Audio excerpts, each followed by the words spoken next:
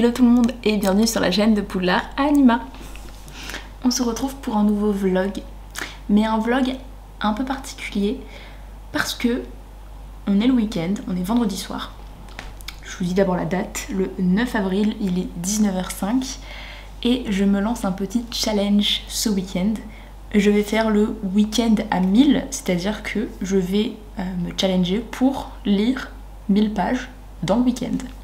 Voilà, dans 48 heures. Je vais essayer de commencer par exemple à 20h ce soir et de terminer à 20h dimanche soir. Voilà, je dis 20h un peu au pif. Je verrai en fonction de à quelle heure je commence à lire ce soir. Donc vous aurez pu constater que j'ai revêtu mon déguisement de Totoro. Voilà, pour ceux qui me suivent depuis quelques mois, j'avais mis ce déguisement dans ma vidéo recommandation automne Halloween. On adore.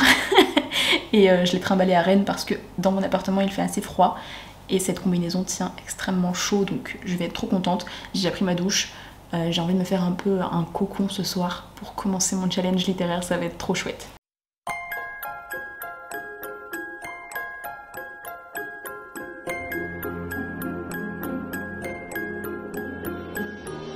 Bon, je vous retrouve beaucoup plus tard, il est 23h12 et il y a de ça à peu près 20 minutes, j'ai terminé L'odeur de la pluie de Gwendoline Vervel que j'ai lu en moins de 2 heures. Voilà, je pense que ce challenge en soi commence plutôt bien puisque je suis déjà rendue à 241 pages. Voilà, le quart du challenge en gros. Donc je suis très contente de moi. Pour parler un petit peu plus en détail quand même de L'odeur de la pluie, histoire que ça ait un minimum d'intérêt pour vous. Je savais d'avance que ce serait un roman avec beaucoup de thématiques difficiles. C'est Steph de Piketty qui m'avait donné envie de le lire et elle avait bien spécifié dans sa chronique que c'était un roman un petit peu difficile avec des thématiques vraiment pas évidentes. Et effectivement c'est ce que j'ai trouvé dans ce roman. Et ce que j'ai trouvé d'autant mieux en fait, c'est que certes, ce livre aborde des thématiques très difficiles, mais Scrinéo, donc la maison d'édition, a fait en sorte de faire un vrai travail d'alerte, entre guillemets. Donc elle a mis des trigger warnings au début du roman, et à la fin, il y a 3 pages de contacts et d'informations sur des associations, des numéros de téléphone qu'on peut appeler si jamais on est dans les mêmes situations que les personnages. Donc ça, on dit oui, on dit merci Scrinéo parce que c'est finalement assez rare, les maisons d'édition qui font ça, et c'est une nécessité en fait. Quand on a un roman qui parle de thématiques aussi difficiles et surtout dans lequel il y a des scènes aussi crues et aussi difficiles, il faut avertir le lecteur. Imaginez un lecteur de 14 ans qui va lire ça parce que c'est étiqueté en jeunesse et que il a trouvé la couverture jolie, ça va être un peu compliqué. Alors c'est un roman qui est important, qu'il faut faire lire à des adolescents, c'est évident, mais il faut quand même avertir le lecteur pour éviter de choquer des personnes qui puissent être concernées par les thématiques. Donc dans ce roman on suit 3 personnages, donc 3 adolescents, Mélodie, Faustine et Fred. Et Mélodie et Faustine sont meilleures amies depuis qu'elles sont toutes petites.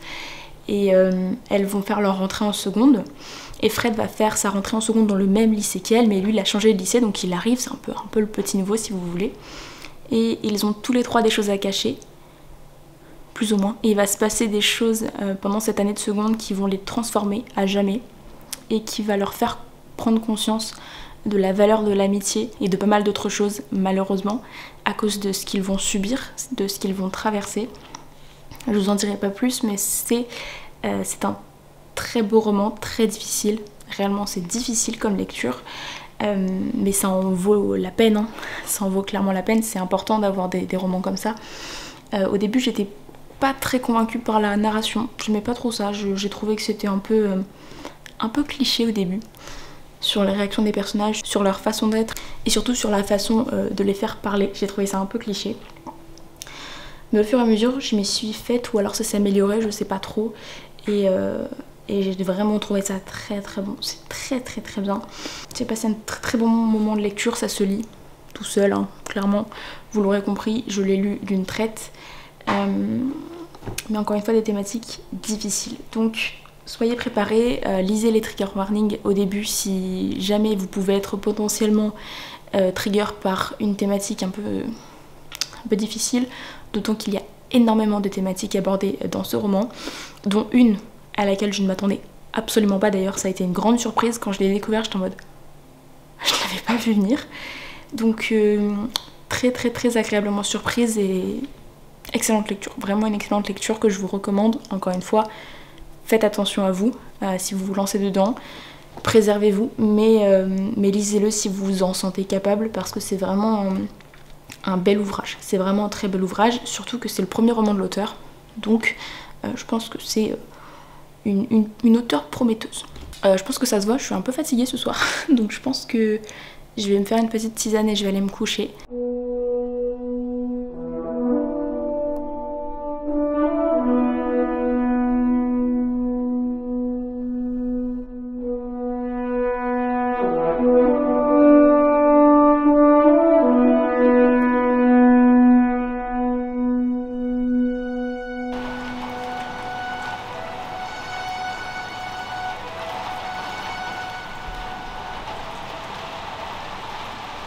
Bon bah vu la météo, on part sur un vrai beau week-end de lecture, clairement. Oui, il y a Steph en arrière-plan, je suis en train de regarder son vlog. Je me suis réveillée il y a un quart d'heure, il est 9h30 samedi matin. Je vais manger mon petit déjeuner en regardant la suite du vlog de Steph. Et ensuite je me remets à ma lecture. J'ai commencé un autre roman hier soir, pendant que je buvais ma tisane. J'ai commencé L'éveil de l'ombre, le tome 2. Et j'ai lu déjà un petit peu, je suis à la page 45 je crois. Donc je vous tiens au courant, j'aimerais bien le terminer ce matin, comme ça c'est fait.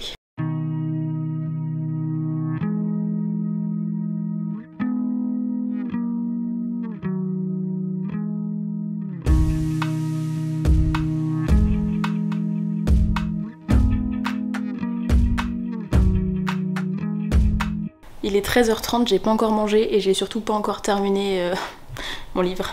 C'est un peu un échec, mais j'en suis aux 3/4. Voilà, je suis page 127, donc je vais essayer de le terminer. Peut-être quand même après manger, je vais me faire à manger là. J'ai un peu du mal à avancer. Globalement, j'ai le même avis que ce que j'avais sur le premier tome, c'est-à-dire que j'aime beaucoup les idées, j'aime beaucoup la plume de l'auteur. Par contre, j'ai du mal avec les personnages, globalement. Surtout Jill. De sa réaction, des fois je suis en mode mais pourquoi tu fais ça? Pourquoi tu fais ça? Genre sa pote est en danger de mort et la meuf elle fait une crise de jalousie. C'est quoi ton problème? Littéralement, c'est quoi ton problème? Donc voilà, j'ai un peu de mal avec les réactions des personnages et c'est vrai que ça me freine un peu dans ma lecture, mais ça se lit bien. Et c'est vrai que c'est pas du tout un univers dans lequel je suis très familière, entre guillemets. On est sur une chasse aux démons, hein, clairement, voilà.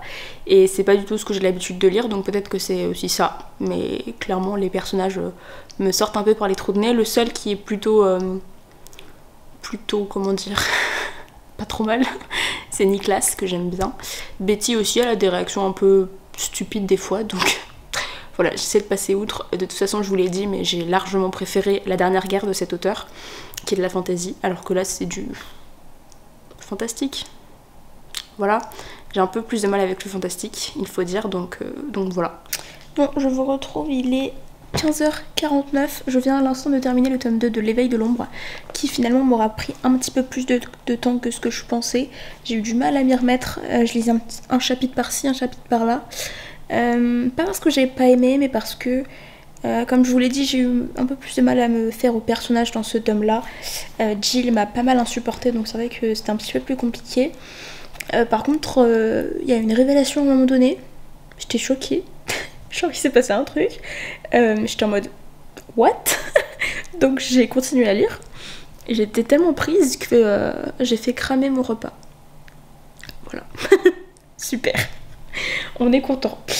Bref, mais du coup il fait 176 pages, donc on va faire un petit calcul de là où j'en suis.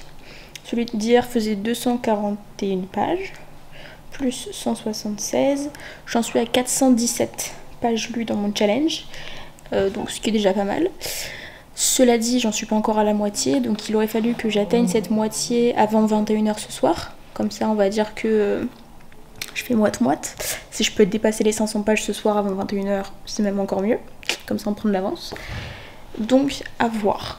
J'ai pas grand chose d'autre à vous en dire, c'est un tome 2, je vous ai déjà pas mal parlé du tome 1. Donc encore une fois je vous renvoie au vlog dans lequel j'ai parlé du tome 1.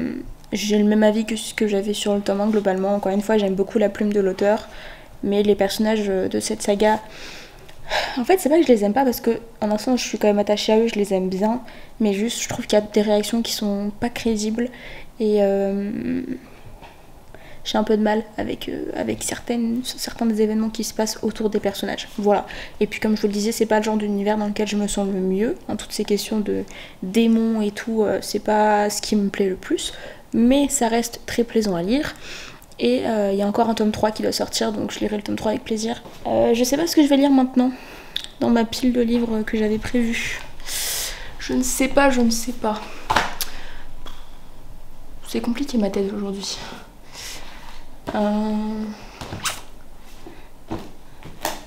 Est-ce que je me ferai pas le Vincent Villeminot? Je crois que c'est le plus long. Donc peut-être que je vais me faire le Vincent Villeminot.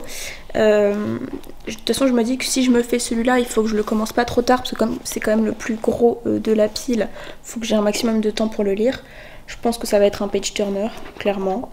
J'ai hâte. C'est du pocket jeunesse, donc globalement c'est écrit très gros avec des grosses marges, donc ça va se lire très très vite.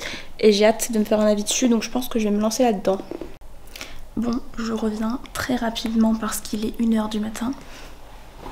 Voilà, je viens de terminer Comme des sauvages. En fait, mes voisins font une soirée pour changer. Et comme j'ai le sommeil très léger, je sens d'avance que je vais avoir du mal à m'endormir. Vous les entendez peut-être pas, mais on entend les grosses basses de leur musique. C'est un vrai plaisir. On est content. Et du coup, comme il me restait que 100 pages à lire de Comme des sauvages après manger, j'ai un peu traîné parce que j'ai commencé une nouvelle série et que j'ai arrêté des vidéos. Mais je me suis quand même dit que j'allais le terminer avant de dormir. C'est une chose faite. Je vous en parle demain. Pour 2 raisons. Déjà parce que je vais aller me coucher quand même. Et la deuxième, c'est que je vais avoir besoin de comment dire, laisser mûrir mon avis sur ce roman. On va faire le calcul des pages où j'en suis, pardon, pour le trépied. Je pense que ça doit beaucoup bouger parce que le trépied est posé sur mon genou, donc ça fait ça. Voilà, on adore. Du coup, j'en suis à 733 pages lues. Donc, on est bien. On est clairement bien. Il me reste encore demain jusqu'à 21h pour finir mon challenge. Je pense que ça va le faire. Et je sais pas encore ce que je lirai demain. Je vous tiendrai au courant. Mais ouais, j'ai besoin de réfléchir mon avis sur Comme des sauvages. En tout cas, ce qui est sûr, c'est que c'est un roman très étrange. Je m'y attendais. Mais alors à ce point-là, j'ai pas tout compris aux volontés de l'auteur. C'est pour ça que je vous dis qu'il va falloir que je réfléchisse un peu. Je pense déceler les thématiques principales du roman. Mais c'était étrange quand même, c'était très étrange. Donc je vous en reparle demain quand j'ai un petit peu fait le point, après une bonne nuit de sommeil. Et puis je vous tiendrai au courant de ma prochaine lecture. Je vous laisse pour aujourd'hui, je vous retrouve demain. Je viens vous faire un petit point avant de me mettre à préparer mon repas. Je vais me faire une petite omelette, je pense, ce midi. Donc il faut que j'épluche des petites patates et tout, ça va être trop bon, j'ai hâte, mais du coup il va falloir que je fasse ça. Je pense que je vais me mettre en fond la série que j'ai commencé hier. Donc hier soir j'ai commencé Mental, qui était une série sur France TV Slash qui parle d'adolescents qui sont en clinique pédopsychiatrique. Ça va aborder forcément les thèmes des troubles mentaux, et en particulier chez les adolescents. Et c'est très intéressant pour le moment, donc j'ai vu la moitié de la première saison. Je vais regarder la deuxième moitié en mangeant ce midi, je pense, en préparant mon repas et en mangeant. Donc je vous en donnerai des nouvelles. Mais je vais quand même vous faire un petit point sur mes lectures, ce qui nous intéresse quand même dans ce vlog. Donc hier soir, ou plutôt cette nuit, j'ai terminé Comme des sauvages de Vincent Villeminot, comme je vous l'ai dit. Je suis pas sûre d'avoir encore fait le point sur ce que j'ai pensé de ce roman. C'est pas une mauvaise lecture, ça j'en suis certaine, d'autant que la plume de l'auteur est vraiment très belle. C'est une plume que j'aime beaucoup, avec laquelle j'arrive vraiment à m'immerger dans les histoires. C'est pour ça que je l'ai lu aussi vite d'ailleurs. J'aime vraiment beaucoup la plume de Vincent Villeminot. J'ai adoré le début de ce roman. Les 100 premières pages m'ont énormément touchée parce qu'on va suivre du coup un frère et une sœur dont les parents viennent de leur apprendre qu'ils vont se séparer. Et du coup la grande sœur va proposer à son petit frère de l'accompagner avec ses potes en vacances en Ardèche pendant l'été. Du coup, donc Emma et Tom vont partir en vacances ensemble avec les amis d'Emma. Sauf que Tom, c'est un adolescent donc de 13 ans qui est assez fan de randonnée, de trail et qui aime bien la solitude. Donc il va partir en forêt tout seul pendant les vacances et il va disparaître. Et du coup, on va suivre sa grande sœur Emma qui va le chercher pendant 2 ans ensuite parce qu'elle ressent un certain sentiment de culpabilité. Et c'était hyper touchant. J'ai trouvé que la façon dont ça avait été présenté, les 100 premières pages, toute cette recherche, cette disparition, cette culpabilité, ça m'a brisé le cœur parce qu'en fait, j'ai un petit frère, moi aussi, qui est aussi fan de trail et qui passe sa vie à partir dans les forêts, dans les montagnes avec ses copains ou voire tout seul pour vivre de sa passion. Donc ça m'a beaucoup touchée, je me suis vraiment retrouvée dans le personnage d'Emma, même si évidemment j'espère que mon frère ne va jamais disparaître en forêt, évidemment, mais je me suis beaucoup retrouvée dans le personnage d'Emma, dans son amour pour son petit frère, c'était très touchant. Réellement, j'ai été très touchée par le début du roman, ça m'a brisé le cœur. Réellement, j'étais pas bien. Comme je vous l'ai dit dans le book haul où je vous ai présenté ce roman, il y a effectivement un tournant dans l'histoire, même plusieurs tournants dans l'histoire. Et je comprends que certains n'aient pas accroché. Moi, c'est pas que j'ai pas accroché, mais je trouve que c'est vraiment étrange. C'est vraiment étrange, c'est très surprenant, c'est pas du tout le genre d'intrigue, ou tout du moins le genre de plot twist qu'on peut voir dans les romans adolescents, mais vraiment pas du tout, c'est-à-dire que vous ne pouvez pas vous attendre à ce qui va se passer dans ce roman, c'est impossible. Et j'ai trouvé que c'était vraiment étrange de présenter les choses de cette façon-là. Et en même temps, c'est quand même un roman qui parle de pas mal de thématiques, et je comprends les volontés de l'auteur derrière les plot twists qu'il a mis en place. C'est un roman qui parle de culpabilité énormément, mais vraiment pas qu'à travers le personnage d'Emma, mais d'une façon générale dans les autres personnages aussi. C'est vraiment un roman qui parle de culpabilité. Et on comprend à la fin, là, dans les dernières pages, quel est le propos général du roman. C'est un roman finalement qui vient critiquer les actions de l'homme sur la nature, d'une façon générale. Il y a vraiment une grande importance qui est donnée à la nature dans ce roman. Même si c'est abordé de façon étrange, c'est quand même là. C'est aussi un peu un roman qui va parler des carcans dans lesquels on se place au moment de l'adolescence. Et cette impression d'être enfermé dans des codes sociaux quand on devient adolescent et qu'on devient même jeune adulte. Et c'est intéressant d'une certaine façon, mais aussi dérangeant. Ça invite à la réflexion, je trouve. Et à la fois, vraiment, faut être préparé à lire ça parce que c'est vraiment très particulier. Je ne saurais pas quoi vous dire d'autre, c'est vraiment très particulier. C'est une expérience de lecture, clairement c'est une expérience de lecture. Et encore une fois, c'est vraiment superbement bien écrit.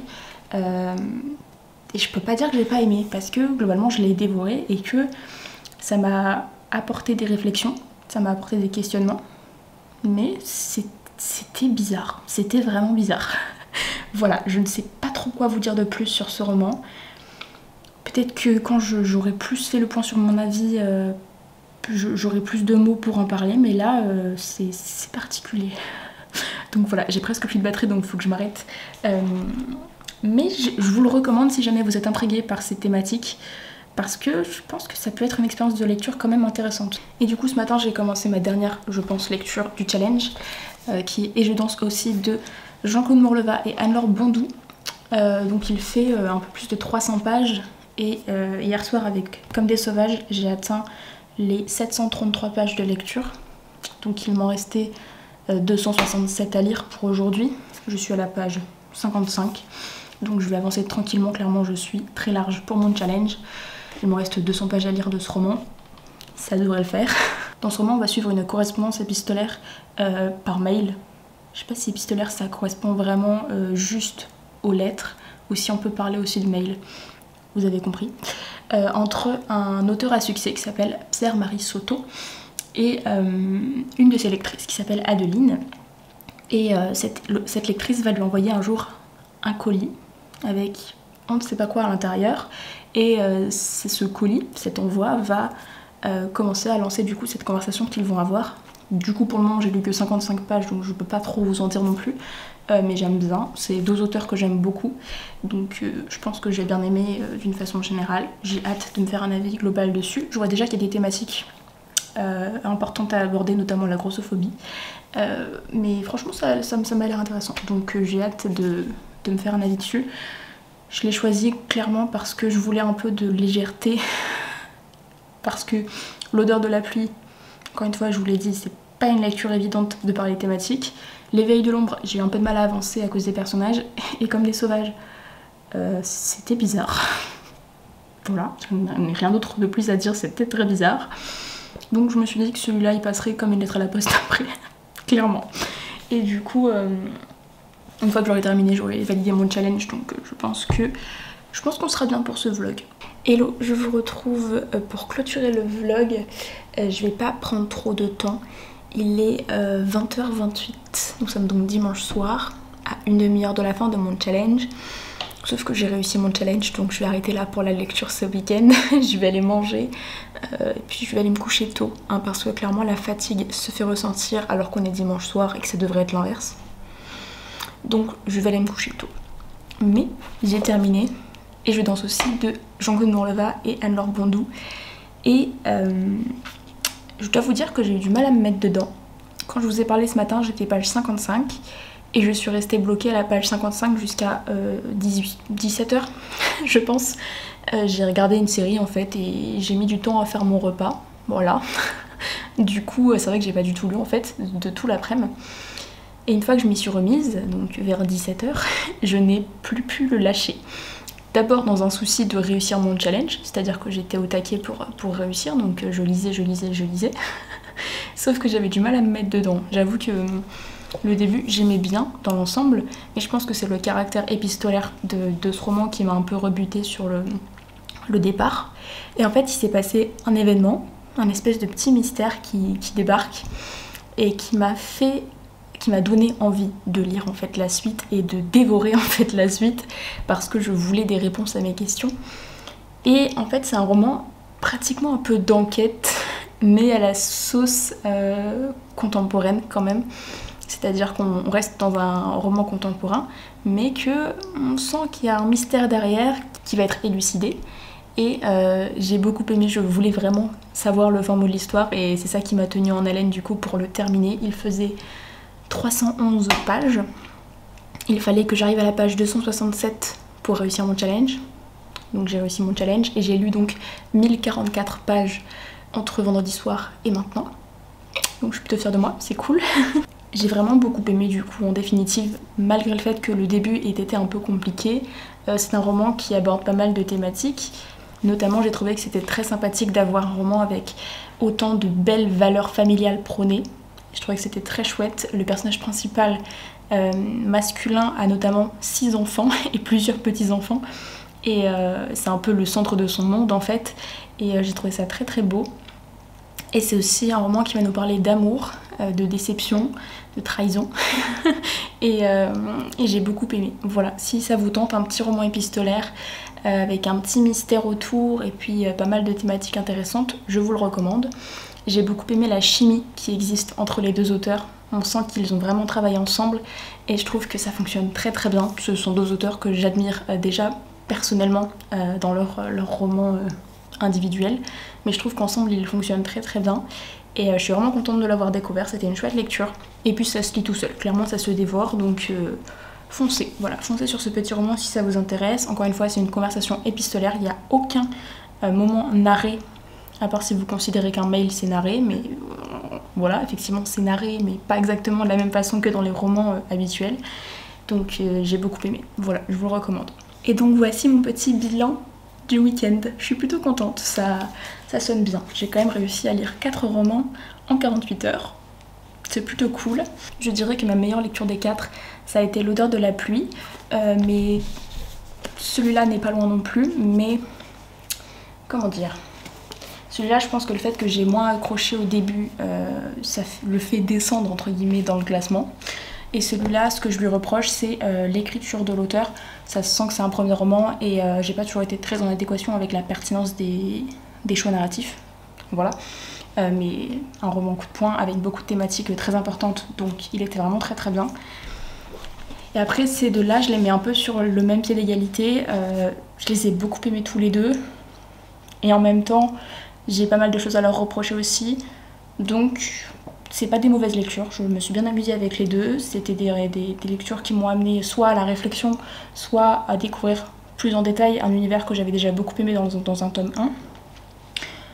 Donc voilà, des lectures plutôt chouettes somme toute, pas d'excellentes lectures ou de coup de cœur ou quoi que ce soit, mais écoutez, c'est déjà pas mal. En plus j'ai lu un SP du coup dans le lot puisque L'éveil de l'ombre était un SP.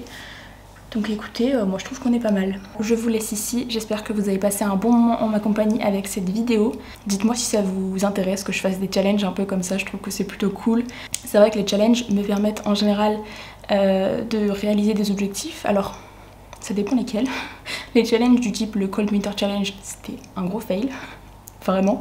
Mais les challenges un peu numériques, si vous voulez, ça me botte bien en général, donc je pense que j'en referai à l'occasion. Voilà, je vous laisse. Dites-moi en commentaire si vous avez lu certains des romans que j'ai lus dans cette vidéo ou si certains vous tentent suite à cette vidéo, ou pas peut-être. Et puis moi je vous retrouve très bientôt dans une prochaine vidéo. Ciao!